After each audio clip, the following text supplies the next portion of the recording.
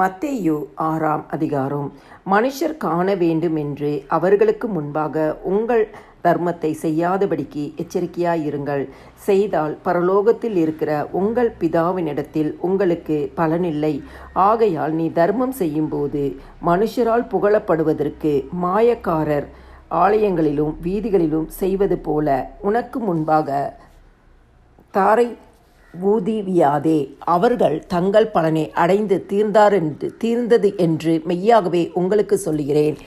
நீயோ தர்மம் செய்யும்போது உன் தர்மம் அந்தரங்கமாயிருப்பதற்கு உன் வலது கை செய்கிறதை உன் இடது கை அறியாதிருக்க கடவது.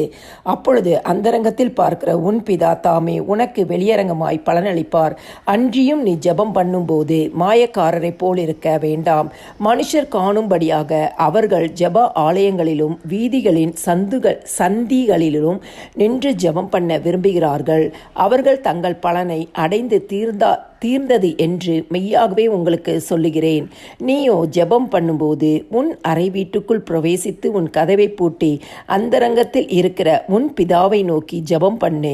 அப்பொழுது அந்தரங்கத்தில் பார்க்கிற உன் பிதா வெளியரங்கமாய் உனக்கு பலனளிப்பார். அன்றியும் நீங்கள் ஜெபம் பண்ணும்போது அஞ்ஞானிகளைப் போல வார்த்தைகளை அளப்பாதேயுங்கள். அவர்கள் அதிக வசனிப்பினால் தங்கள் ஜெபம் கேட்கப்படும் என்று நினைக்கிறார்கள். அவர்களைப் போல நீங்கள் செய்யாதிருங்கள். உங்கள் பிதாவை நோக்கி நீங்கள் வேண்டி கொள்ளுகிறதற்கு முன்னமே உங்களுக்கு இன்னது தேவை என்று அவர் அறிந்திருக்கிறார். நீங்கள் ஜெபம் பண்ண வேண்டிய விதமாவது, பரமண்டலங்களில் இருக்கிற எங்கள் பிதாவே, உம்முடைய நாமம் பரிசுத்தப்படுவதாக, உம்முடைய ராஜ்யம் வருவதாக, உம்முடைய சித்தம் பரமண்டலத்திலே செய்யப்படுகிறது போல பூமியிலேயும் செய்யப்படுவதாக. எங்களுக்கு வேண்டிய ஆகாரத்தை இன்று எங்களுக்கு தாரும். எங்கள் கடனாளிகளுக்கு நாங்கள் மன்னிக்கிறது போல எங்கள் கடன்களை எங்களுக்கு மன்னியும். எங்களை சோதனைக்கு உட்பட பண்ணாமல் தீமை இனின்று எங்களை ரட்சித்துக் கொள்ளும். ராஜ்யமும் வல்லமையும் மகிமையும் என்றென்றைக்கும் உம்முடையவைகளே, ஆமேன் என்பதே.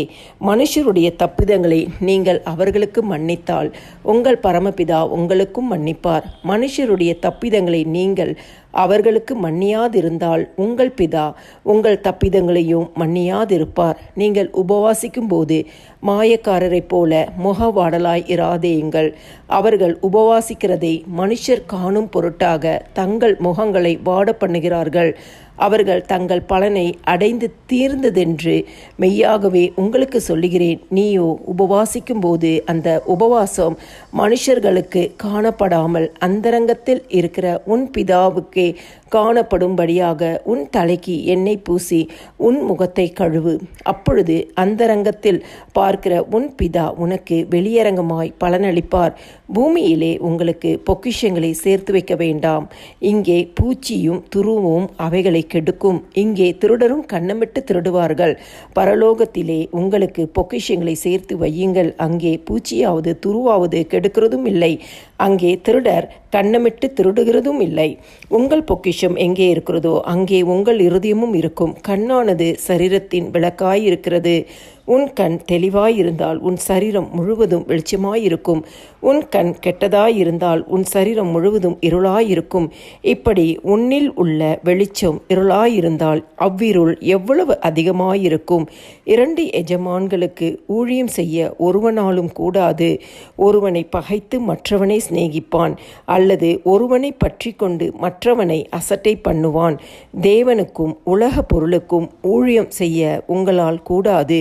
ஆகையால் எண்ணத்தை உண்போம், எண்ணத்தை குடிப்போம் என்று உங்கள் ஜீவனுக்காகவும், எண்ணத்தை உடுப்போம் என்று உங்கள் சரீரத்திற்காகவும் கவலைப்படாதிருங்கள் என்று உங்களுக்கு சொல்லுகிறேன். ஆகாரத்தை பார்க்கிலும் ஜீவனும் உடையை பார்க்கிலும் சரீரமும் விசேஷித்தவைகள் அல்லவா? ஆகாயத்து பட்சிகளை கவனித்து பாருங்கள். அவைகள் விதைக்கிறதும் இல்லை, அறுக்கிறதும் இல்லை, களஞ்சியங்களில் சேர்த்து வைக்கிறதும் இல்லை. அவைகளையும் உங்கள் பரமபிதா பிழைப்பூட்டுகிறார். அவைகளை பார்க்கிலும் நீங்கள் விசேஷித்தவர்கள் அல்லவா? கவலைப்படுகிறதினாலே உங்களில் எவன் தன் சரீர அளவோடு ஒரு முழத்தை கூட்டுவான்? உடைக்காகவும் நீங்கள் கவலைப்படுகிறது என்ன?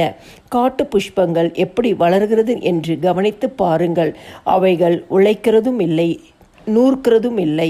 என்றாலும் சாலமோன் முதலாய் தன் சர்வ மகிமையிலும் அவைகளில் ஒன்றை போலாகிலும் உடுத்தி இருந்தது இல்லை என்று உங்களுக்கு சொல்லுகிறேன்.